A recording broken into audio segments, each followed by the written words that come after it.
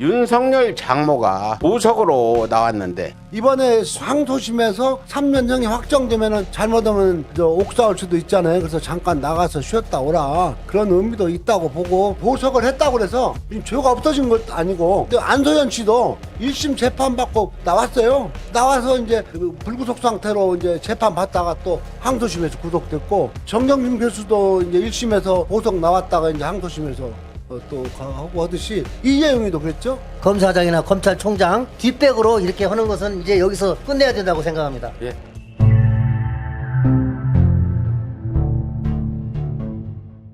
윤석열 장모가 보석으로 나왔는데 첫 재판 때 내가 분위기를 보니까 판사가 딱 보석해줄 판사더라. 예. 첫 번째, 다른 사람들은 판사들이 그래요. 일반 서민들은 죄가 판결이 1심에서 났으면 2심에 가면 반성을 하고 잘못했다고 안 하면 괘씸죄가 적용돼요. 왜 너 죄 짓고 반성 안 하냐 그런데 윤석열 장모 기도권층은 다툼의 여지가 있다. 그 자기 죄를 전부 부인한다. 이걸 의견을 받아주는데 정 회장님, 왜 판사들이 일반 서민들은 억울하다 하면은 괘씸죄를 정해서 형을 더 주는데 기득권층은 억울하다 그러면 다툼의 여지가 있다 해서 저렇게 보석을 해주는 이유가 뭡니까? 이 재판은요. 예. 조금 일반 재판하고 다르게 지금 1심만 가지고 다투는 게 아니고 그 관련 사건 최은순이가 한 소환도 되지 않고 이제 그 동업자 구속되잖아요. 그 사건하고 연계가 되거든요. 그래서 저도 그날 첫 번째 방청원 와서 초심님 말씀을 듣고 저도 동의를 해야 되는데 동의를 해야 되지만 저 입장에서는 그래도 공정한 재판을 하려고 하는 거 아닌가 하는 마음에서 지금 보석은 허가하지 않을 것이다. 또 혹시나 해서 우리가 부랴부랴 진정을 했잖아요. 예, 예. 그래서 이제 결국은 그래도 보석을 했는데 그 보석을 했다고 그래서 되게 이제 1심에서 3년형이 선고했자 3년형을 선고했잖아요. 예. 그리고 이제 보석 조건이 뭐 보석금 3억하고 이제 금보석이라고죠. 이것 보고 예. 보석금 3억하고 주거지는 저 남양주 그 여관 있던 데 있죠. 예. 거기 주택이 하나 있어요. 예. 거기로 한정한 것 같아요. 그리고 이제 뭐 증인이나 사건 관계인을 만나지 않겠다는 서약서를 썼다. 이제 그런 걸 우기면은 이제 이것은 하시라도 죄소감을 시킬 수 있는 거거든요. 보석은 그 규정을 어기면은. 그런데 이제 일반인들은 뭐 1심 때는 형이 이제 선고되지 않을 때는 이제 검찰이 신청한 구속영장을 받아들여서 구속을 시켜갖고 재판하면서 어떤 금전 재산 사건 같은 경우는 합의를 했다든가 이렇게 사정이 변경되면 또 보석을 해가지고 판결도 뭐 집행유예든지 나고 하는데 이 사건은요 대법원에서 중요시하는 것이 그 1심 상급심에서 그러니까 이번 최은순 같은 1심에서 형을 3년 받았는데 2심에서 특별한 사정이 없을 때는 전심의 판결을 존중해라. 그렇게 돼 있거든요. 그래서 특별한 사정 지금 22억 9천만 원 부정수급원 돈을 갚는다든지 그런 조건으로 이제 우리는 알 수 없지만 초심 대표님 말씀대로 그 살살거리는 그 변호인들이 어떤 경우로 이제 풀어주면은 뭐 이해관계인들하고 뭐 합의를 하겠다라든가 뭐 변제하겠다든가 뭐 그런 걸로 해서 잠시 풀어준 걸로 보고 또 이제 재판장 입장에서는 앞으로 지금 1심에서 3년형이 됐고 또 나머지 지금 350억 잔고증명 사건 또 저거 이제 대표님하고 이제 고소했던 뭐 모해중 재기 사건 재주의 사건 또 이제 이번에 그 종로경찰서 계류 중인 사건 이런 것들이 이제 보면은 이번에 항소심에서 3년형이 확정되면은 잘못하면 옥사올 수도 있잖아요. 그래서 잠깐 나가서 쉬었다 오라 그런 의미도 있다고 보고 어쨌든 보석을 했다고 그래서 죄가 없어진 것도 아니고 우리 최은순하고 관련된 안소연 씨도 1심 재판 받고 나왔어요. 나와서 이제 불구속 상태로 이제 재판 받다가 또 항소심에서 구속됐고 우리 정경심 교수도 이제 1심에서 보석 나왔다가 이제 항소심에서 또 하고 하듯이 이재용이도 그랬죠. 그러니까 그런 건 전혀 특혜를 주었다고도 볼 수 있고 아니면 통상적인 법관의 판단이라고도 볼 수 있고 저는 그렇게 생각합니다. 아무튼 뭐 우리가 그 자라보고 놀란 가슴 소뚜껑 보고도 놀란다고 검찰 그러면 그냥 고개를 절레절 흔들어지고 윤석열 때문에 그래요. 우리 검사들 훌륭한 검사님들을 명예가 윤석열 때문에 이렇게 다들 추락하는 거기 때문에 검사 성명서라도 한번 내보세요. 아니 검사들 성명서 낼 수 있나요? 검사가 2+ 있잖아요. 걔들 그 네. 게시판도 있고 네. 어떤 검사는 뭐 청와대 앞에든지 내가 양심선언 그 공익제보 아닙니까? 예. 공익제보죠. 근데 이 윤석열이가 저렇게 개판을 치고 검찰을 흔들 때 2+의 어떤 검사가 윤석열 편을 들면 언론들이 그 2+ 글을 어떻게 갖다가 대서특필해서 윤석열을 응원했다는 글들이 기사화되는데 요즘에 윤석열 질타하는 이런 2+글 하나도 없대요. 그거 좀 한번 알아보세요. 왜 언론들이 전혀 지금 2+에 올라오는 글 그 누구야? 임은정 검사. 예. 이분한테 좀 전화해서 2+의 글 안 올라오는지 한번 물어보면 되겠는데.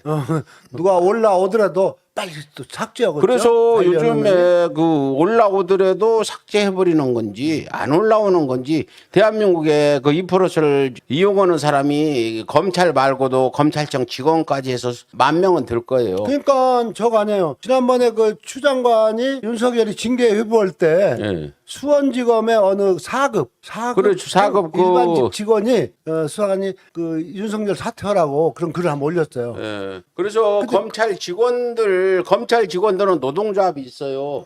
이분들은 단체 어떤 활동 성명서 단체로 낼 수도 있는데 가보면 법원 노동조합 그분들하고 집회도 몇 차례 한 기억도 있는데 이런 분들이라도 법원이나 검찰을 바로잡는 이런 어떤 행동들이 필요하지 않을까. 맨날 우리 세 사람 앉아가지고 떠들고 앉는 것보다 좀 뒷받침을 해달라. 법원 노조들이나 이런 검찰 노조도 있는지 모르겠지만 이런 검사가 아닌 직원들이라도 이런 부정한 일들을 보고 그냥 계실 거냐 이렇게 하고 2+에라도 글을 올려서 그걸 누가 밖으로 유출해서 기사가 되면은 굉장히 국민들은 검찰의 어떤 떨어진 유상들을 다시 보게 되는 계기가 될 거다. 자기 어떤 명예를 스스로 올릴 생각 안 하고 그럼 이렇게 검사들은 끼소리 듣고 대대손손 살 거냐. 검사님들 빨리 명예 회복하는 방향을 찾아라. 이렇게 저는 촉구하고 싶습니다. 제가 그 윤석열 주변에 최은선이가 보석으로 나온다는 소문을 저는 먼저 알고 있었습니다.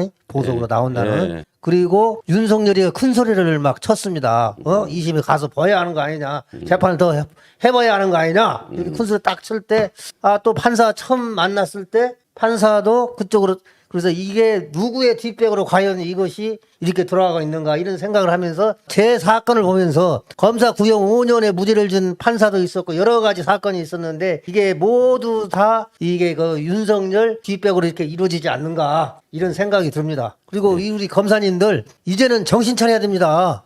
정신 차려서 지금 모든 지금 사건이 우리 검사님들한테 달려 있습니다. 이 나라의 운명이 다. 지금 검찰 공화국으로서 윤석열 하나가 지금 온 나라를 1년, 2년 동안 지금 2년 반 동안 이렇게 흔들고 있는데 이제는 윤석열은 이제 없어져야 됩니다. 이게 양아치 검찰 소리를 들으면서 이렇게 해야 됩니까? 검사님들이 정신 차려가지고 올바른 수사를 정확하게 명확하게 입증 자료에 의해서 해줬으면 좋겠습니다. 검사장이나 검찰총장 뒷백으로 이렇게 하는 것은 이제 여기서 끝내야 된다고 생각합니다. 예, 박수를 드려야